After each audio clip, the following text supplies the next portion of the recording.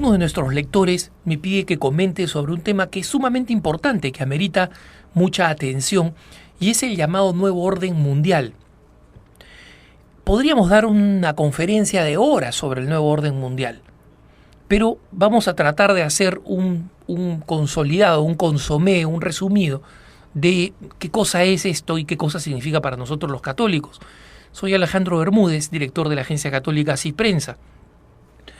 Si nosotros hacemos una deconstrucción del mismo término de la frase, nos vamos a dar cuenta que el nuevo orden mundial es eso que se describe con las palabras. Es nuevo, ha de alguna manera aparecido de una manera relativamente repentina, entre ellas por el desarrollo enorme de la tecnología, en particular en el campo de la comunicación. No exclusivamente, pero en particular en el campo de la comunicación. Y así nosotros tenemos que la comunicación en línea, internet, las computadoras portátiles, los teléfonos celulares, la mensajería de texto y toda la infinitud de formas de comunicarse o de estar, entre comillas, en línea, han cambiado la manera de relacionarse, de entretenerse, de comunicarse, de hacer negocio, etcétera. Y hoy en día nosotros nos encontramos en una realidad completamente integrada e influida por esta. En segundo lugar, orden no viene porque el mundo esté ordenado, el nuevo orden mundial. Es nuevo, por la razón que hemos dicho, no es que el mundo esté ordenado y por eso se llame orden. En realidad la palabra orden en este caso se equivale a la palabra régimen. Existe un nuevo régimen. Un nuevo régimen traído ¿por qué? Por el fracaso de la Unión Soviética y la caída del Imperio Soviético, que ha dejado básicamente un único imperio con una única doctrina política y económica, ¿no? La democracia liberal y la economía de mercado como los criterios dominantes en el mundo. No impuestos absolutamente, pero ciertamente dominantes. Existen muchos focos de resistencia, etcétera, pero el hecho es que son las formas dominantes de hacer política, economía e ideología. En consecuencia, resulta importante comprender que este nuevo orden es también mundial. ¿Por qué? Porque se ha producido un proceso de globalización que ha hecho que sea muy difícil que una nación se mantenga al margen del mundo tal como está. Cuando los precios de los grandes productos son iguales para todo el planeta, cuando la economía mundial fluctúa cambiando las monedas de todos los países y su valor respecto del dólar o del euro o de cualquier otra moneda fuerte, ciertamente nosotros estamos hablando de un nuevo orden mundial, es decir, que afecta a todo el mundo. El nuevo orden mundial, pues, tiene características positivas y características negativas. Hoy en día nosotros podemos estar comunicados y atentos a las catástrofes que pasan en cualquier parte del mundo. Podemos indignarnos e intervenir en aquellos países donde hay masacres o se realizan injusticias contra grupos étnicos o religiosos. Existe una sensibilidad que ya se ha universalizado y podemos de alguna manera estar al tanto, incluso en tiempo real, de lo que pasa en distintas partes del mundo y preocuparnos por estas cosas. Pero justamente es importante comprender que existen también muchos aspectos negativos que atentan contra los valores culturales propios de cada país. Y en consecuencia la uniformización en la forma de comer, de vestirse, de entretenerse, etcétera, etcétera, puede ir acabando con nuestros propios valores, con aquellas cosas que constituyen las riquezas de cada cultura. Existe por lo demás también un conjunto de teorías de la conspiración, varios libros así lo señalan, que indicarían que este nuevo orden mundial ha sido producido y es controlado por algunos grupos específicos de poder, no solamente por el dominio natural que tiene Estados Unidos sobre el resto del mundo al haber quedado como la única potencia indisputada, pero también que existen grupos como la Trilateral, por ejemplo, este acuerdo político-económico entre los personajes más poderosos de estos tres puntos, Estados Unidos, Japón y los países más ricos de Europa, Alemania, Francia, Inglaterra, etcétera.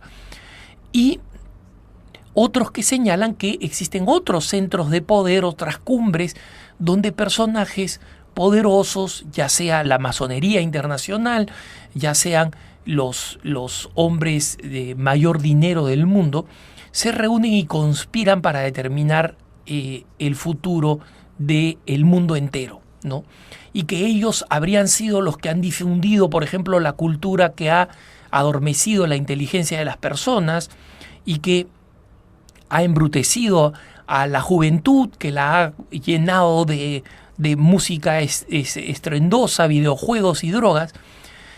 Y yo les puedo decir, es posible que existan esos grupos de poder. No me cabe la menor duda que existen grupos de personas interesados en imponer algún tipo de beneficio económico o de dominación ideológica. Pero nuestros pontífices siempre han señalado, especialmente el Papa Juan Pablo II, que es el gran papa de la globalización, el que vio la caída del Imperio Soviético, el que vio el desarrollo de las nuevas tecnologías de la década de los 70 a los 90 que cambiaron dramáticamente. ¿No? Recuerden ustedes que cuando el Papa sube al pontificado no existía todavía ni las computadoras personales ni los teléfonos celulares, Juan Pablo II, ¿no? Y cuando Juan Pablo II termina su pontificado, nosotros nos encontramos en una época profundamente tecnificada y globalizada por todos estos medios de comunicación y estas nuevas tecnologías. Entonces el Papa vio todo este proceso durante su pontificado. Y una de las cosas que señala es la urgencia de generar de parte de los católicos la globalización de la solidaridad. ¿Qué cosa significa este concepto de globalización de la solidaridad? O, por ejemplo, otro concepto como la evangelización de la cultura.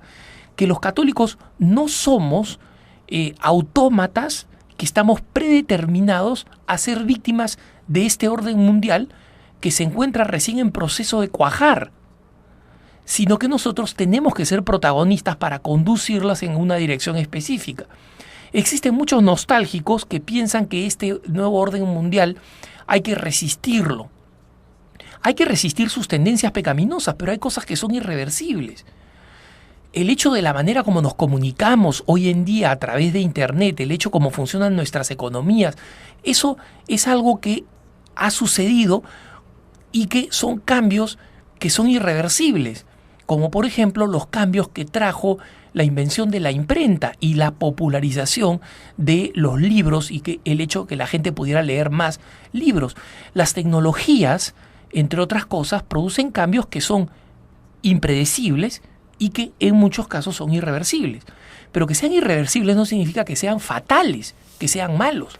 Nosotros podemos utilizar las nuevas tecnologías, podemos utilizar muchas de las cosas que hoy se producen para el bien.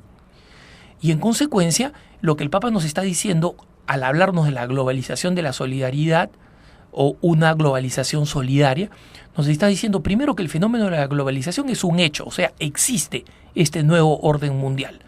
Nadie puede cerrar los ojos porque sería simplemente la actitud de la avestruz.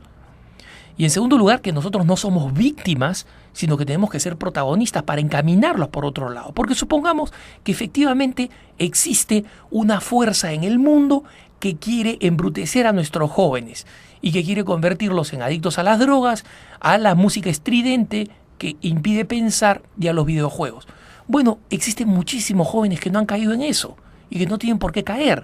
Nuestros jóvenes, los de nuestros movimientos, de nuestras parroquias, de nuestros grupos juveniles, los jóvenes que están bien formados por sus padres en familias cristianas.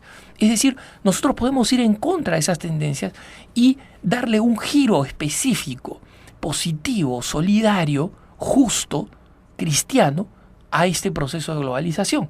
En consecuencia, el nuevo orden mundial existen fuerzas negativas que quieren dirigirlas en un determinado rumbo, y nosotros los católicos también somos una fuerza que tiene que ayudar a que por donde sea que vayan estas nuevas tendencias históricas sean para el mejor anuncio del Evangelio y para el bien de la humanidad.